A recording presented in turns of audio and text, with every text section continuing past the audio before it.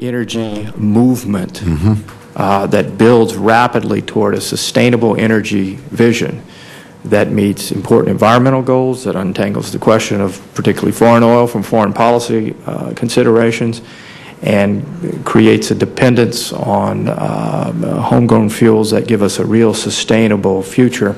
You probably wouldn't find a Congress member around here who doesn't want to do that, yet the dynamics of our system, for whatever reason, have not created a breakthrough moment in which we can coalesce around a vision that is grand and meaningful and doable. And I think that's one of the important reasons that we're doing this today. And I really appreciate the leadership of the chairman in holding this hearing, and to the degree that we can make a contribution in that regard, here we sit. One more question, Mr. Burns. You talked about some exemptions for the development of small-scale distributed generation of energy systems that might be helpful to small business, because, again, whether it's the old technology that used to take place in the mountains or innovative ideas that are taking place in the garage shops that tweak engines and put new things in them,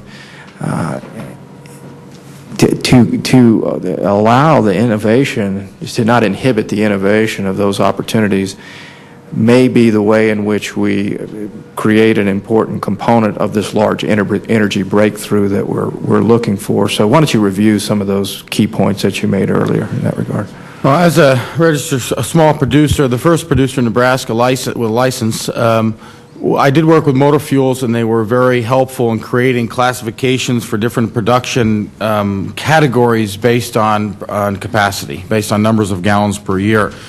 And I think Nebraska has a pretty good model there, but they don't have an exemption. And at the small scale, you know, if you're producing 5,000 gallons a year or less, and that is a number that it's a pretty significant number, because that's an average fuel consumption for a farm over an annual basis. That's a common number I hear from folks.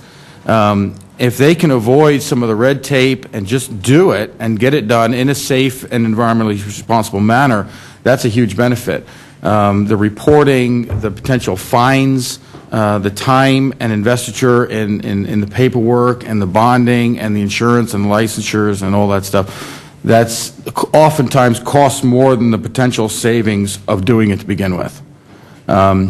I think the amount of innovation that I see, I talk to people, I mean, all day long, just citizens doing stuff and floating ideas by me and stuff, and the amount of innovation is just staggering. What people are doing out there, and it's increasing as fuel, and that's, you know, necessity is the mother of invention, and we are approaching that cusp where it's going to have to be. Hopefully, we can get ahead of it with a little foresight before it smacks us with a 2x4. We don't have time to respond, but I think we'll most efficiently and certainly most quickly respond with the little guy who has this equipment in the wood line or already doing it, and it's already in place. And I think the amount of dollars that's spent in that kind of research and the takeaways from that kind of research far outweigh any other way of doing it.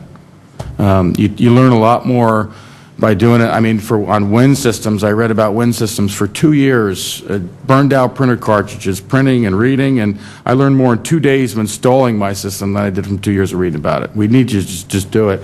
And I echo the gentleman's comments here about the Manhattan Project type of necessity and focus. There is nothing this nation cannot overcome if we put our mind to it. I don't know that we put our mind to it yet.